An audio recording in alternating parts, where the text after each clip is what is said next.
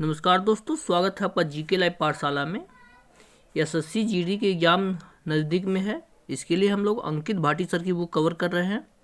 जैसा कि आपको पता है, इतिहास, भूगोल, संविधान सभी एक साथ कवर हो रहे हैं और इसका प्लेलिस्ट भी बन चुका है, तो आप लोग वहाँ से ज़रूर जाकर देखिएगा। पूरी बुक वहाँ से आप कवर कर सकते हैं। आज हम अर्थव्यवस्था, जो कि अभी तक शुरुआत नहीं हुई थी, तो आज हम अर्थव्यवस्था की शुरुआत करते हैं। पहले लेक्चर से इसकी शुरुआत करेंगे। अब मोस्ट इंपॉर्टेंट क्वेश्चन इसमें दिए गए हैं जो कि पिछले एग्जाम में आ चुके हैं। तो देर न करते हुए चलिए शुरुआत करते हैं पहले क्वेश्चन से लेकर। अब प्लीज़ आप लोग वीडियो को लाइक कीजिएगा, चैनल को जरूर सब्सक्राइब कीजिएगा। आप लोग चैनल को सब्सक्राइब नहीं कर रहे हैं तो प्लीज़ आप लोग चैनल को जरूर सब्सक्राइब कीजिएगा। पहला क्वेश्चन देखते हैं। दिया गया आपका, अर्थव्यवस्था में गंभीर तनाव के इस समय में कौन सा अनुच्छेद सरकार को अपने राजकोषीय घाटे के लक्ष्य से 0.5% तक विचलन की अनुमति देता है? देखिए, ये क्वेश्चन थोड़ा बड़ा है, लेकिन ये क्वेश्चन आपका एसएससी जीडी 1 दिसंबर 2021 को फर्स्ट शिफ्ट में क्वेश्चन आया था। तो सही जवाब हो जाता है आपका ऑप्शन नंबर यहाँ से सी सही हो जाता है। आपका राहतकारी अनुच्छेद देता है आपका ऑप्शन नंबर यहाँ से सी सही हो जाएगा। यही इसकी व्याख्या देखें तो क्या दिया गया है आपका, राहतकारी अनुच्छेद सरकार को अपने राजकोषीय घाटे के लक्ष्य से 0.5 पॉइंट तक विचलन की अनुमति देता है। तो ये आपका क्लियर हो जाता है।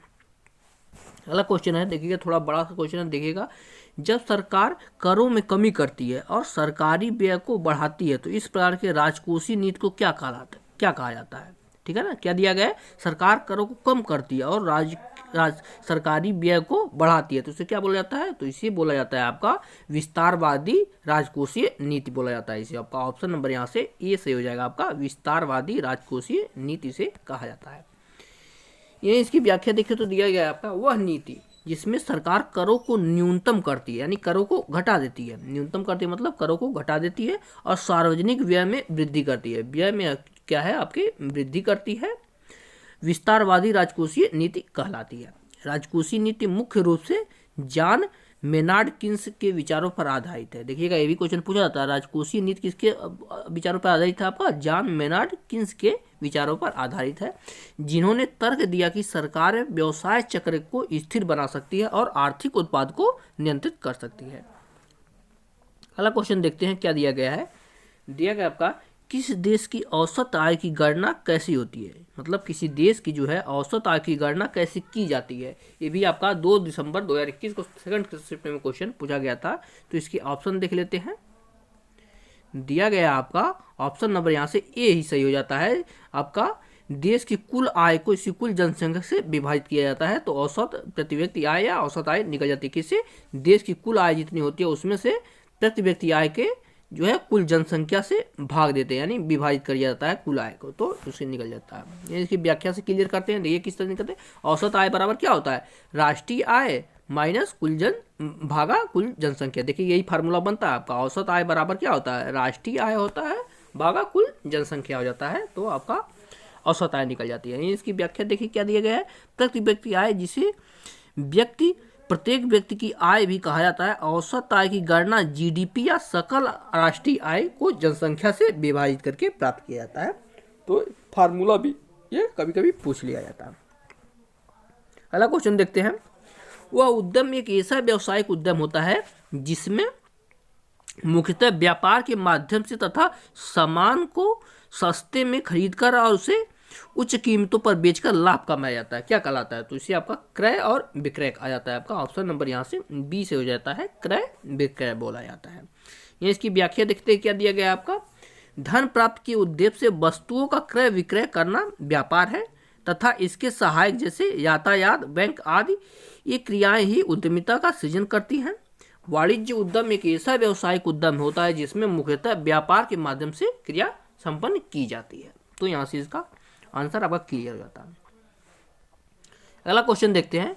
श्रम और रोजगार मंत्रालय ने कौशल विकास पर पहली राष्ट्रीय नीति किस वर्ष तैयार की थी? तो कौशल विकास मंत्रालय ने कौशल विकास पर पहली नीति कब तैयार की थी? तो ये की थी आपके सन 2009 में। आपका ऑप्शन नंबर यहाँ से बी से हो जाएगा, 5वें क्वेश्चन का सही जवाब। ये इसकी व्याख्या देखते हैं, क्या दिया गया है। दिया गया आपका, श्रम और रोजगार मंत्रालय ने कौशल विकास पर पहली राष्ट्रीय नीति 2009 में तैयार की थी। तो यहीं से आपका क्लियर हो जाता है। आगे देखते हैं। क्वेश्चन है आपका, अंतर्राष्ट्रीय मुद्रा कोष के विशेष आहरण अधिकार यानी एसडीआर का मूल्य कितनी मुद्राओं वाली बास्केट ऑफ करेंसी द्वारा निर्धारित की जाती है। तो इस आपका 5 तरह से निर्धारित की जाती है। आपका ऑप्शन नंबर यहाँ से ए सही हो जाएगा आपका 5। ये इसकी व्याख्या देखें तो क्या दिया गया आपका, एसडीआर को आईएमएफ द्वारा 1969 में अपने सदस्य देशों द्वारा अंतर्राष्ट्रीय स्तर पर आरक्षित संपत्ति के रूप में बनाया गया था। कब बनाया गया था आपका, 1969 में आईएमएफ द्वारा बनाया गया था, यानी इंटरनेशनल मॉनेटरी फंड द्वारा बनाया गया था।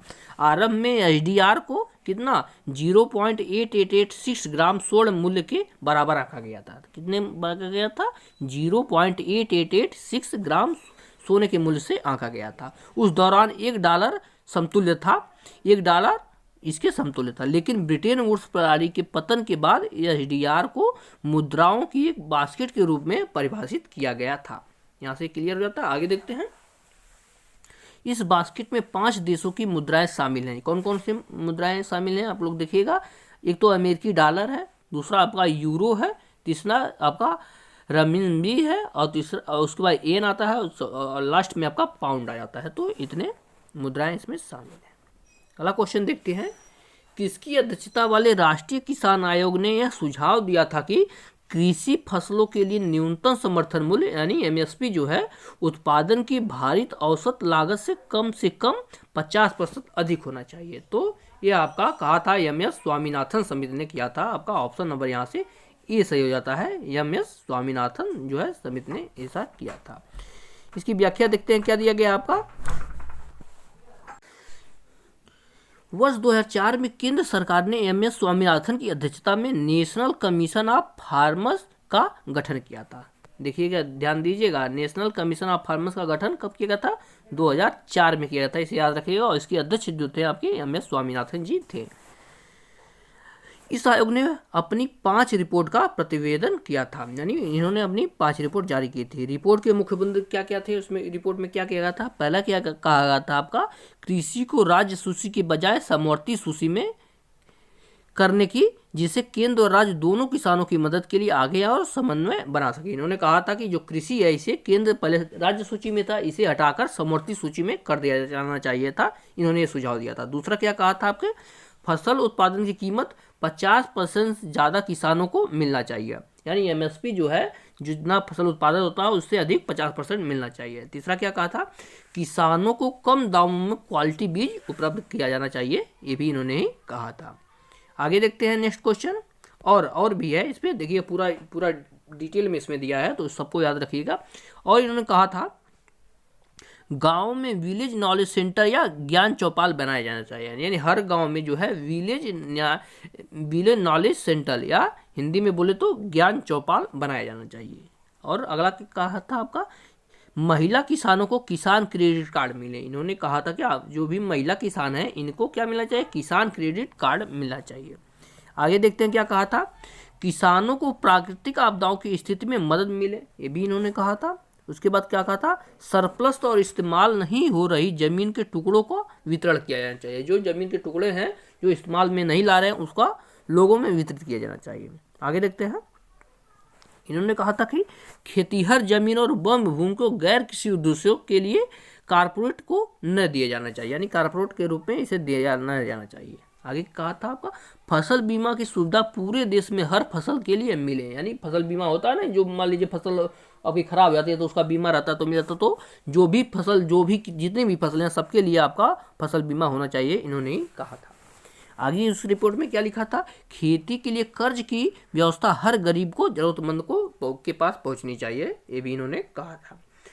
लास्ट पॉइंट देखते हैं, सरकारी मदद से किसानों को मिलने वाले कर्ज की ब्याज दर कम से कम 7% करना चाहिए, ये भी इन्होंने कहा था। तो क्वेश्चन पूछा जाता है कि आपकी एमएस स्वामीनाथन रिपोर्ट में इसमें से क्या चीज़ था या क्या चीज़ नहीं था, ये पूछा जाता है क्वेश्चन, तो आप लोग यहाँ से क्लियर कर सकते हैं। अगला क्वेश्चन देखते हैं, दिया गया है आपका, बैंकिंग के संबंध में टीसीएस के लिए एक संक्षिप्त रूप है, यानी टीसीएस किसका एक संक्षिप्त रूप है, तो सही जवाब हो जाता है आपका ऑप्शन नंबर यहाँ से बी से हो जाएगा, आपका हो जाएगा चेक कंस्ट्रेशन सिस्टम जो है टीसीएस का पूर्ण रूप है। तो यहाँ से आपका ऑप्शन नंबर यहाँ से बी सही हो जाता है। सेम चीज़ यहाँ पे लिखा गया है। आगे देखते हैं नेक्स्ट क्वेश्चन। केलकर समिति, आप लोग को पता है विजय केलकर समिति जो बनी थी 2015 में, किससे संबंधित है? तो केलकर समिति जो है आपका, ये संबंधित है आपका अवसंरचनात्मक विकास की पीपीपी मॉडल पर आधारित है आपका केलकर समिति, यानी पब्लिक पार्टनरशिप पे आधारित है आपका ये जो है विजय केलकर समिति, जो कि 2015 में बनी थी आपका। नेक्स्ट क्वेश्चन पर आते हैं,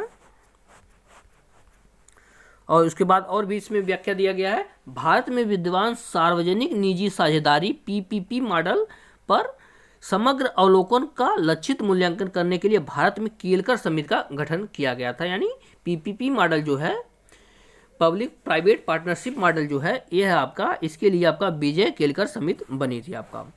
आगे दिया गया है जीएसटी केलकर समिति की सिफारिशों के आधार पर पारित किया गया था। तो जीएसटी भी पूछा जाता है तो केलकर समिति के आधार पर ही जीएसटी बाद में लाया गया था, ये भी आपको याद रखना चाहिए। इसके लिए संविधान में संशोधन किया गया था। आप लोग कमेंट में जरूर बताइए कि जीएसटी के लिए कौन सा संविधान हुआ, कौन सा संशोधन हुआ था आपका। नेक्स्ट क्वेश्चन देखते हैं। भारत का केंद्रीय बजट तैयार करने वाला बजट प्रभाग वित्त मंत्रालय के अधीन कौन से विभाग का हिस्सा है? तो ये है आपका आर्थिक मामलों का जो विभाग है, ये आपका बजट से संबंधित है। आपका ऑप्शन नंबर यहाँ से 20 सही हो जाएगा, आर्थिक मामले का जो मंत्रालय है। व्याख्या देखते हैं, इसी क्या दिया गया है आपका। भारत में केंद्रीय बजट तैयार करने वाला बजट प्रभाग वित्त मंत्रालय के अधीन आर्थिक मामले विभाग का एक हिस्सा है। तो यहाँ से आपका ये क्लियर हो जाता है। अगला क्वेश्चन देखते हैं। निम्नलिखित में से कौन सा पारिभाषिक शब्द उन प्रजातियों के लिए प्रयुक्त है जो स्थानीय आवास के प्राकृतिक आवासी नहीं है लेकिन इस तंत्र में शामिल है? ये आपका एसएससी जीडी 7 दिसंबर 2021 को थर्ड शिफ्ट में क्वेश्चन पूछा गया था। तो उन्हें हम बोलते हैं आपका विजातीय बोलते हैं, सजातीय नहीं विजातीय बोलते हैं। आपका ऑप्शन नंबर यहाँ से 20 सही हो जाएगा। ये इसकी व्याख्या देखें तो विजातीय शब्द उन प्रजातियों के लिए प्रयुक्त है जो स्थानीय आवास के प्राकृतिक आवासी नहीं है लेकिन इस तंत्र में शामिल हैं, उन्हें बोला जाता है। तो आपका यहाँ से क्लियर हो जाता है। अगला क्वेश्चन देखते हैं। एफपीआई के प्रतिभूति और अन्य वित्तीय परिसंपत्तियां शामिल होती हैं जो विदेश निवेशक द्वारा यानी विदेशी निवेशक द्वारा निष्क्रिय रूप से रखी जाती हैं। यानी देखिए क्वेश्चन पूछने का मतलब देखिए सिर्फ आपका घुमाया है। क्वेश्चन सिर्फ इतना ही है कि एफपीआई का पूर्ण रूप क्या है, यानी एफपीआई किसका शॉर्ट फॉर्म है। देखिए यही सीधे इतना ही क्वेश्चन है, लेकिन वो सिर्फ घुमाने के लिए पूछा है। तो क्वेश्चन है आपका एफपीआई का पूर्ण रूप क्या है। तो सही जवाब हो जाएगा आपका ऑप्शन नंबर, यहाँ से देखते हैं क्या दिया गया है। ऑप्शन नंबर आपका 20 सही हो जाएगा। आपका फॉरेन पोर्टफोलियो इन्वेस्टमेंट है इसका पूर्ण रूप। आपका ऑप्शन नंबर यहाँ से 20 सही हो जाएगा, सही जवाब। इसका व्याख्या देखते हैं। फॉरेन पोर्टफोलियो इन्वेस्टमेंट का आशय है या पीआई का आशय किसी व्यक्ति या संस्था द्वारा किसी दूसरे देश की कंपनी में निवेशित राशि से है जिसे वह उस कंपनी के शेयर या बॉन्ड खरीदता है अथवा उसे ऋण राशि उपलब्ध कराता है। ये आपका एफपीआई का पूर्ण रूप। ऋण पर मिलने वाली राशि को ब्याज लाभ के रूप में अभिकलित किया जाता है। या पीआई का विनियम भारतीय प्रतिभूति विनियम बोर्ड यानी जो है सेबी जो है इसके द्वारा किया जाता है। देखिएगा सेबी के द्वारा किया जाता है। आपका security and exchange board of India के द्वारा किया जाता है। आपका सेबी जिसका शॉर्ट फॉर्म है। नेक्स्ट क्वेश्चन देखते हैं। जनता द्वारा मुद्रा के रूप में अपने पास रखे गए धन और उसके द्वारा बैंक जमा धन के अनुपात को क्या कहा जाता है? तो उसे आपका मुद्रा जमा अनुपात कहा जाता है। आपका ऑप्शन नंबर यहाँ से ये सही हो जाएगा। आपका मुद्रा जमा अनुपात कहा जाता है।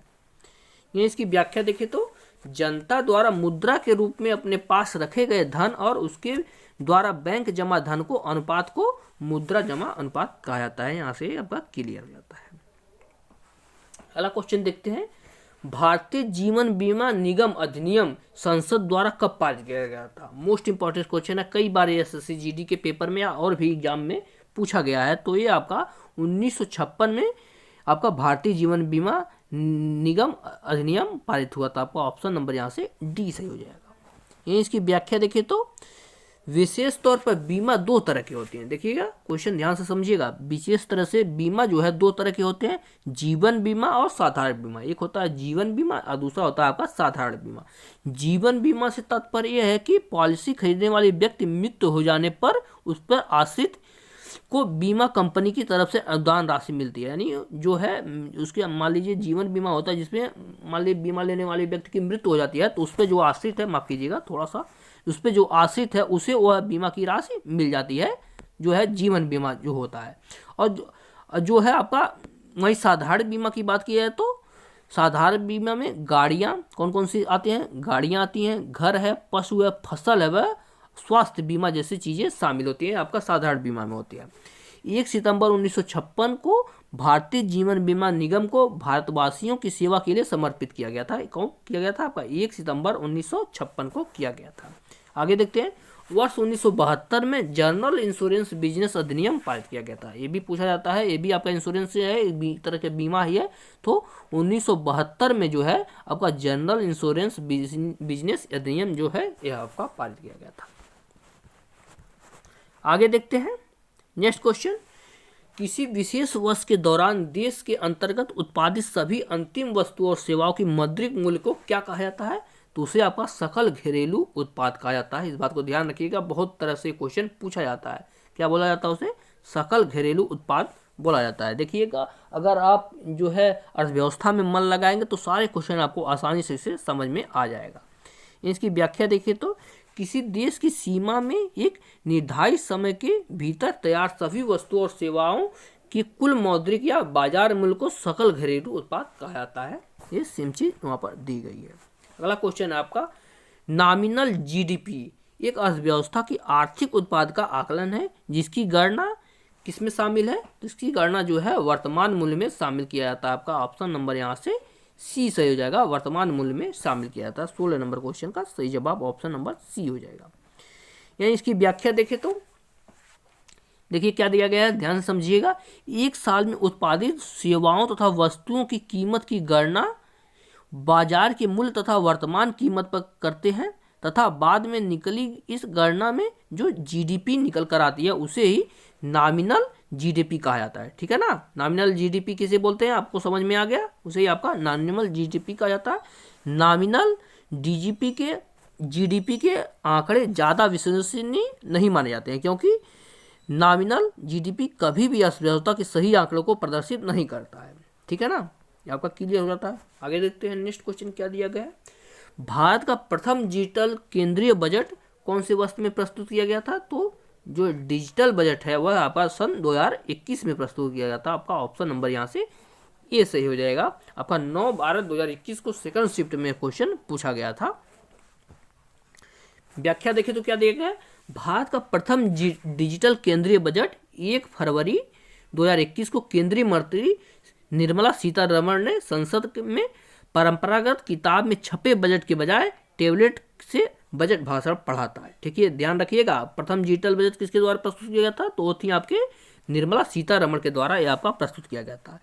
यह देश का पहला बजट था जिसमें बजट भाषण को वित्त मंत्री टेबलेट से पढ़ा था। ठीक है, वैसे आप जो होता है आपका एक किताब होता है, बजट बुक होता है, लेकिन पहली बार यह आपका टेबलेट के द्वारा पढ़ा गया। बजट का उल्लेख किसमें? बजट का उल्लेख अनुच्छेद 112 में संविधान के अंतर्गत वार्षिक वित्तीय विवरण के नाम से उपलब्ध है। देखिए बजट शब्द का संविधान में कहीं उल्लेख नहीं है। बजट शब्द के लिए किस शब्द का उल्लेख किया गया है? तो वार्षिक वित्तीय विवरण नाम से इसका उल्लेख किया गया है। इस बात को ध्यान रखिएगा, बजट शब्द संविधान में कहीं नहीं लिखा गया है। अगला क्वेश्चन देखते हैं। भारत में हरित क्रांति के दौरान खेती की आधुनिक तरीकों को आजमाने वाला पहला राज्य निम्नलिखित में से कौन था? देखते हैं इसके ऑप्शन क्या दिए गए हैं। तो यह था पंजाब राज्य जो है वह हरित क्रांति के संबंध में पहला आपका राज्य था जिसमें अच्छी खेती हुई थी। आपका ऑप्शन नंबर यहाँ से डी से हो जाएगा। इसकी व्याख्या देखें तो हरित क्रांति के संबंध में कृषि उत्पाद में विभिन्न वृद्धि तीव्र से है जिसमें रासायनिक उर्वरक तथा बीज की अधिकतम मात्रा उत्पादित है। हरित क्रांति की शुरुआत सन कब हुई थी? 1966-1967 में हरित क्रांति की शुरुआत हुई थी। ये भी क्वेश्चन ध्यान रखिएगा। हरित क्रांति की शुरुआत 1966-67 में हुई थी। इस योजना का श्रेय प्रोफेसर नॉर्मन बोरलॉग को जाता है। हरित क्रांति के जनक यही है ना, नॉर्मन बोरलॉग हैं। इस क्रांति के दौरान खेती में आधुनिक तरीकों को आजमाने वाला पहला राज्य पंजाब था। ठीक है ना, आधुनिक खेती का अपनाने वाला पहला राज्य कौन सा था? पंजाब था। क्वेश्चन का सही जवाब यही है। अगला क्वेश्चन देखते हैं, स्थानांतरित कृषि को किस अन्य नाम से जाना जाता है? तो स्थानांतरित कृषि जो है उसे आपका स्टेस और बर्न के नाम से जाना जाता है। आपका ऑप्शन नंबर यहाँ से ए सही हो जाएगा, स्टेस और बर्न के नाम से जाना जाता है। यह इसकी व्याख्या क्लियर करते हैं।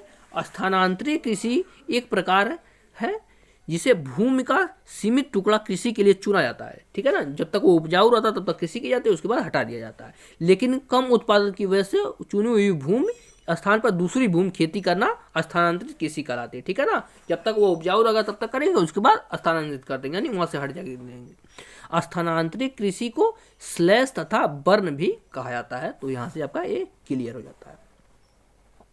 अगला क्वेश्चन देखते हैं, किसी देश की जीडीपी उस देश में माल और सेवाओं के उत्पादन के माध्यम से जोड़े गए मूल्य मानक माप है। तो यह माप लिया जाता है आपका प्रति 3 वर्ष में लिया जाता है। आपका ऑप्शन नंबर यहाँ से सी से हो जाएगा। कब लिया जाता है? प्रत्येक 3 वर्ष में लिया जाता है आपका। यहाँ इसकी व्याख्या देखें तो सेम वही चीज लिखा गया है, किसी देश की जीडीपी उस देश में प्रत्येक 3 वर्ष में माल और सेवाओं के उत्पादन के माध्यम से जोड़े गए मूल्य के मानक की माप कहलाती है। तो इस तरह से हम आज 20 क्वेश्चन कवर करेंगे आपका भारतीय अर्थव्यवस्था से। अगले लेक्चर में हम आगे बढ़ेंगे। तब तक के लिए आप लोग इतना कुछ जरूर देखिए और प्लीज़ वीडियो को लाइक कीजिएगा और चैनल को जरूर सब्सक्राइब कीजिएगा। पीडीएफ आपको टेलीग्राम चैनल पे मिलेगा, इसके लिए आप हमारा टेलीग्राम चैनल जरूर ज्वाइन करें। मिलते हैं नेक्स्ट लेक्चर में, तब तक के लिए धन्यवाद।